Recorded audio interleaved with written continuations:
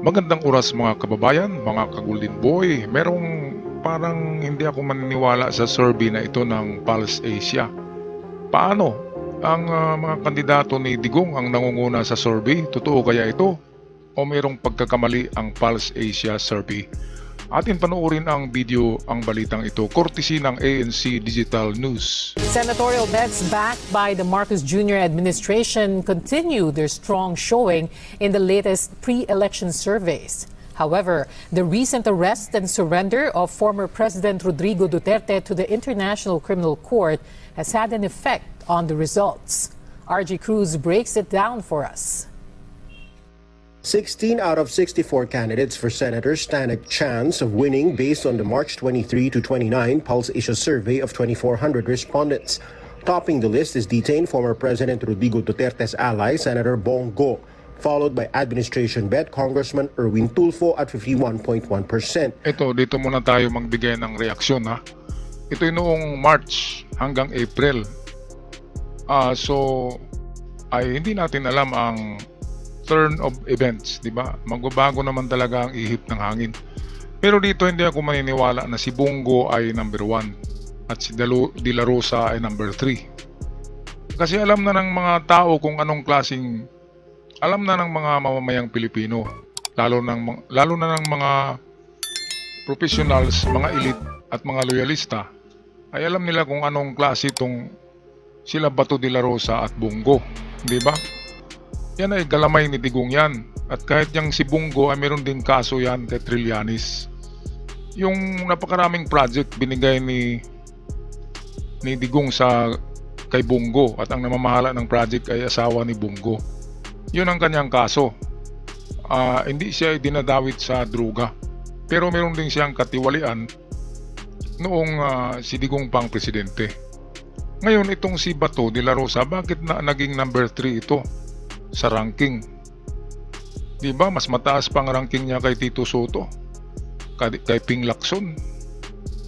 Anong nagawa ni Bato, di ba? Ang bubo niyan, di ba? Alam naman ng lahat, di ba? At isa pa may kaso yan, kasama yan sa i-aresto sa dadalhin sa dahig. Baka next month arestuhin na yan eh. Bakit nasa number 3 yan? Parang hindi ako maniniwala. Itong Pulse Asia mukhang binabayaran to eh. Kulang na lang diyan ilagay sino ba yung nakulong na pastor, si Kibuloy. Idagdag na lang siguro diyan si Kibuloy at number 4 o number 5 para sulit na, di ba? Sulit na ang ibinayad sa Pulse Asia. Kasi hindi talaga ako maniniwala na magiging number 1 si Bongo dahil alam naman ng mga loyalista. Hindi bubotang loyalista dyan kasi alam nila galamayan ni Digong. Noon, bumoto ang mga loyalista sa lahat ng kandidato ni Digong noong presidente pa siya. Yan ang katotohanan. Ngayon, wala na eh. Ang loyalista hindi na yan buboto kay Bongo at Bato. Kaya hindi na pwedeng maging number 1. Kung ilagay yan si Bongo sa number 12, pwede. Si Bato sa number 12 din, pwede. Pero number 1 at number 3, parang may mali yata. Okay, balik tayo dito sa survey. Another Duterte ally, Senator Ronald De La Rosa, is next. Other candidates from the administration are former Senate President Vicente Sora III, Pia Cayetano, Ramon Revilla Jr., Panfilo Lacson, Abby Binay, Lito Lapid, Manny Pacquiao, and Camille Villar. Ito, tinalo pa ni Bongo si Manny Pacquiao, no? At ni Bato. Si Manny Pacquiao nga noon sa pagtakbo sa pagiging presidente ay pangatlo eh. Lalo na kapag senatorial, pwedeng papasok si Manny sa number 3 or number 4. Dito si Manny number 6 lang eh. Tapos nagiging number 3 si Bato. Kalukuhan na survey ito. Dito nga sa channel natin, comment nyo mga kababayan ha, mga ka-Golden Boy, kung kayo ba'y bumoto kay Bongo at kay Bato. Dito meron akong ka-subscriber eh. Meron tayong 186,000 subscribers at lahat ng subscriber dito ay hindi buboto kay Bongo at Bato. Paano nangyari na number 1 at number 3 ang dalawang yan? Sige nga, paki-comment niyo mga kababayan. Balik tayo sa balita. Other candidates in Pulse Asia's winning circle from the Duterte side are Philip Salvador and Rodante Marcoleta. Also joining the winning circle from outside both camps are media personalities Willie Revillame and Ben Tulfo. Aba, balikan natin yung Marcoleta. May narinig ako na Our media Marcoleta. personalities Willie Revillame and Ben Tulfo. Teka, nasaan na ba yun? It's in Pulse Asia's winning circle. Aba. Narito yung dalawa, number 11 to 17. Kumapit sa number 12 to Bali. Si Marcoleta ay patungo na sa pagkalaglag. Mas mataas ang ranking ni Philip Salvador. Naku mga kababayan, sino ba sa mga subscribers ko dito ang bumoto dyan? Sa survey. Philip Salvador, artista yan eh.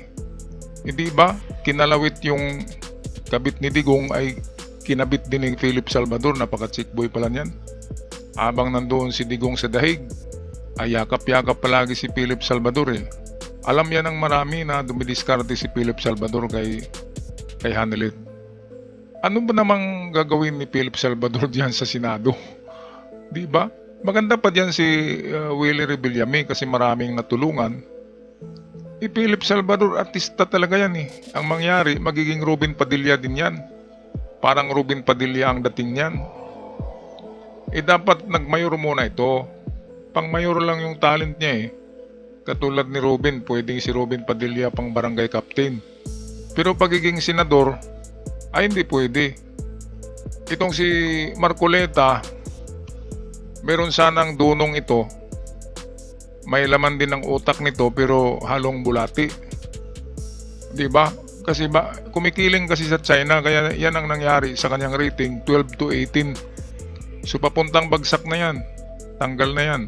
Kasi 12 to 18 eh. Ikunin natin ang kalahati ng 12 to 18. So ika-14 siya, talo. 'Di ba? Mga kababayan. Bakit nakapasok ito? Ito lang ang tanong ko sa inyo. Nakapasok si Philip Salvador, Marcoleta Rodante. Pero okay lang yan kasi nasa panghuli sila eh. Pero yung dalawa na nasa tuktok, top of the list, si Bongo at Bato, paano nangyari yun? Di ba, mga kababayan? Paano nangyari? Wala yatang loyalista na nasurbi ang Pulse Asia eh. Baka lahat ng nilapitan nila ay mga DDS. Kaya ganyan ang nangyari. Okay, so tapusin natin tong video. The Duterte side are Philip Salvador and Rodante Marcoleta. Also joining the winning circle from outside both camps are media personalities Willie Revillame and Ben Tulfo, while former Senator Bam Aquino comes from neither of the warring political camps. The WR Numero survey from March 31 to April 7 of some 1,900 respondents nationwide. In this survey, tied for the top spot are Erwin Tulfo and Bongo, De La Rosa, Pia Cayetano, Lapid, Ben Tulfo, Lacson, Binay, Soto, Revilla, and Villar. Ito, tingnan nyo nga ang nangyari dito sa survey ng Pulse Asia, mga kababayan, no? Ito yung unang survey, number 1 si Erwin Tulfo, pero ngayon si Bongo na ang number 1. Paano nangyari? Pero ano pa ngayon eh? Ang survey na ito ay noong Marso pa. Kaya ngayong Abril at Mayo ay iba na ang trending. Pero eleksyon na sa Mayo eh. Kaya para sa akin mga kababayan, mga ka-Golden Boy, ay isipin nyo muna, baka bumoto kayo diyan kay Bongo. Si Bongo kapag naging number 1 senator yan, ay pwedeng manominate yan na President of the Senate na katulad ni Chis Escudero. At pag nagiging President of the Senate yan, ay pwede niyang paglaruan ang Senado. At baka makabalik pa si Digong. Kaya hindi dapat manalo si Bongo, hindi siya dapat magiging number 1. Pwede yan sa number 11, number 12. Bakit nalampasan pa ni Bongo si Ping Lacson? Mas magaling pa ba siya kay Ping Lacson? Mas magaling pa ba siya kay Tito Soto, kay Abby Binay, kay Pia Cayetano? Magaling pa ba si Bato kay Pia Cayetano, kay Ping Lacson at kay Binay? Tanungin nyo nga ang sarili nyo mga kababayan. Bakit nandyan sa number 1 at number 3 si Bongo at Bato? Binayaran ba ng China ang Pulse Asia para ma-whitewash ang survey or para manipulate ang utak ng mga Pilipino na sasabihin nila na malakas pala si Bongo at De La Rosa, atin to iboto? Mga kababayan, no, tingnan natin sa ibang source. Ito ay survey ng Tangerie. Iba ito na survey company. Iba rin yung SWS, iba rin yung Pulse Asia. Ang Pulse Asia ay medyo may kinikilingan talaga. Mukhang binabayaran ng China yata o ng DDS ba? Kasi paano nangyari na si Bato de la Rosa ay number 3? Isamantala dito na survey ay pang 14 lang si Bato. Ito talagang totoo. Congressman Erwin Tulfo maintains the lead in the latest 2025 pre-election senatorial preferential survey of Tangerie despite the decline in voter preference. Nag-decline ang mga voter preference. Naguluhan siguro. Kasi yung mga DDS, hindi nila alam ang ibuboto eh. Naguluhan pa rin sila. Kaya ito yung mga top 20 to 25 candidates na totoo. So ito yun, no? Tulfo number 1. Si Bongo ay pwede sa pangalawa, pwede rin sa pangatlo. Ang pinagtaka natin dito, bakit nakasingit si Ben Tulfo at nagiging number 3? Dahil siguro ito sa popularity ni Rafi. Diba? Kasi dahil kay Rafi Tulfo, nanalo noon si Erwin Tulfo. Pagka senador ngayon, si Ben Tulfo naman. Baka in-endorse ito ni Rafi kasi si Erwin ay malakas naman. Kaya si Ben Tulfo siguro ang tinulungan ni Rafi. Okay, Tito Soto, magaling naman talaga yan. Si Tito Sen, diba? Number 4 or number 4 to number 3 to. Manny Pacquiao, ganun din yan. Okay naman si Manny Pacquiao. Hindi yan ang urakot eh, milyonaryo eh. Pia Cayetano, okay naman yan, attorney yan eh. Abalos, ito mga dating mga senador. Ito ang nangyari ngayon kay Amy Marcos dahil Duterte siya. Nagiging mukhang Dutai na rin siya. Ay malalaglag na. Nasaan si Villar? Nawala si Villar, no? Para yung DDS to eh, si Villar saka si Amy. Ay nako. Na nakapasok kasi sa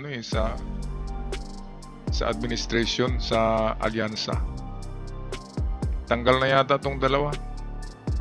Si Binay ay papunta na ring laglag eh. Si Bato de la Rosa ito, kapituko na sa panghuli. Ay wala na yan, laglag na yan. Kasi papasok si Willie Rebillame, malakas din eh.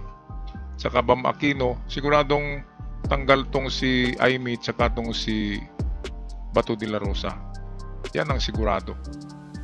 Kaya itong sa senatorial survey ng Pulse Asia ay hindi yan totoo. Punta tayo dito sa isang survey. Ito noon pa to, kaya papalit-palit. Dito tayo sa isa. Erwin Tulfo pa rin, no? Erwin Tulfo, wala si dito eh. Ay si Bato number 10.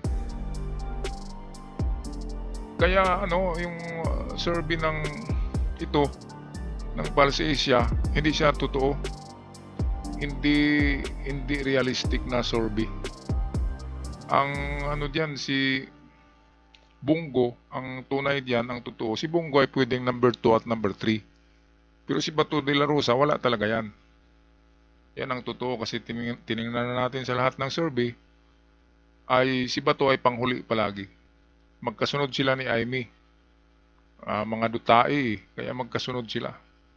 Pinagtaka ko lang si Bongo bakit nandyan sa number 2, number 3. May kaso din yan ng katiwalian sa panahon ni Digong. Hindi lang nakasuhan noon dahil nga right hand siya ni Digong. Pero ngayon, Meron na siyang kaso, ipapatawag na yan, susunod na yan. Alright. Palagay ko manipulado ang ano na to eh. Manipulado ang survey na ito. Kasi kung ako ang mag-survey, sila Bongo ay nasa, ano lang yan, nasa gitna. Lalo na si Bato, laglag na yang si Bato kapag ako ang nag-survey. Bakit ganito ang nangyari, di ba? Kaya pinalabas ko ang video na ito para malaman ng ating mga kababayan, ng ating mga ka-Golden Boy, na naku, naging number 1 si Bongo, delikado tayo nito. At si Bato, number 3, delikado tayo nito. Kapag magiging Senate President yang si Bongo, babalik ang mga Duterte. Di ba? Kasi pwedeng ang Senate President, kapag namatay ang presidente at namatay rin ang vice presidente, ang Senate President ang halili, ang papalit.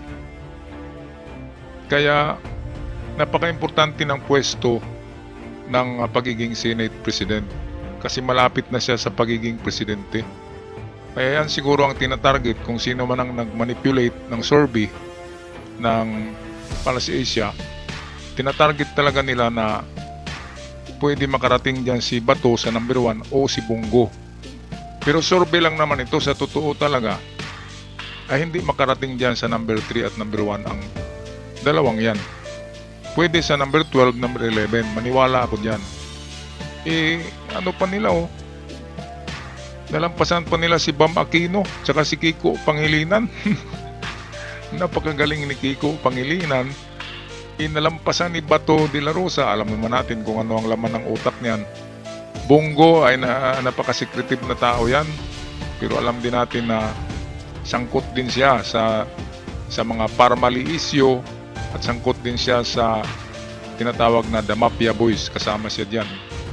Alright, pag-i-comment sa ating comment section mga kababayan sa inyong saloobin tungkol sa Pulse Asia survey na ito na hindi ka panipaniwala. At sa aking mga bagong subscribers, maraming salamat. At sa ibang visitors na hindi pa nakapag-subscribe, click nyo ang red button para palagi tayong updated sa mga bagong uploads. Maraming salamat. Hanggang sa muli, God bless the Philippines.